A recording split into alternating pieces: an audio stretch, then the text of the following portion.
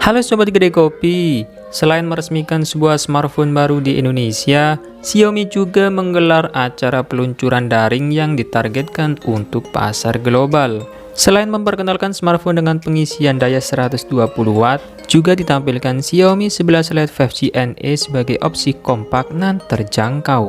Ya, nama yang memang cukup panjang sekaligus familiar. Bila sobat belum tahu, beberapa vendor smartphone kini telah mengalami chipset shortage atau kurangnya pasokan hardware yang menjadi otak sebuah smartphone tersebut dari pabrikan seperti Qualcomm. Secara spesifik, produk ini hadir menggantikan Xiaomi Mi 11 Lite 5G yang rilis beberapa waktu lalu. Sehingga secara total, setidaknya Xiaomi hadirkan perangkat dengan cetakan yang sama dalam 3 varian berbeda, yakni Mi 11 Lite 4G yang hadir resmi di tanah air, Mi 11 Lite dan kini Xiaomi 11 Lite 5G New Edition. Versi terbaru ini hadir tanpa Mi ya sob, mengikuti aturan penamaan baru seperti Xiaomi Pad 5. Lantas bila secara desain sama, apa yang membuat versi baru alias New Edition berbeda dari opsi sebelumnya?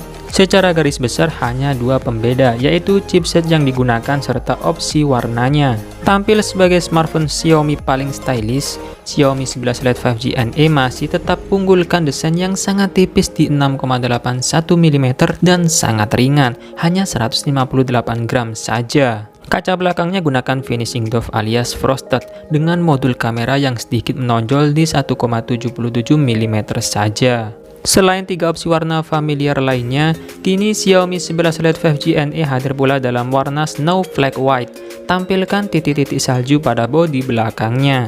Bagian depan didominasi oleh layar 6,55 inci dengan bezel tipis. Gunakan panel AMOLED 90Hz 10 bit. Mendukung standar Dolby Vision dan konten HDR10+. Spesifikasi layar smartphone ini memang setara flagship, sementara setup kameranya tergolong sederhana, hanya punya 3 sensor tanpa telefoto. Sensor utamanya beresolusi 64 megapiksel ditemani sensor 8 megapiksel ultra wide angle dan 5 megapiksel telemakro.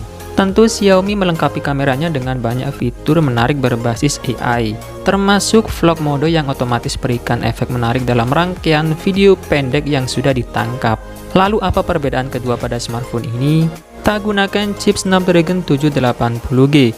Smartphone ini dipersenjatai chipset Qualcomm Snapdragon 778G yang sama seperti pada Realme GT Master Edition dengan fabrikasi 6 nanometer. Diberikan opsi kapasitas RAM sampai 8GB serta penyimpanan internal 256GB berjenis UFS 2.2.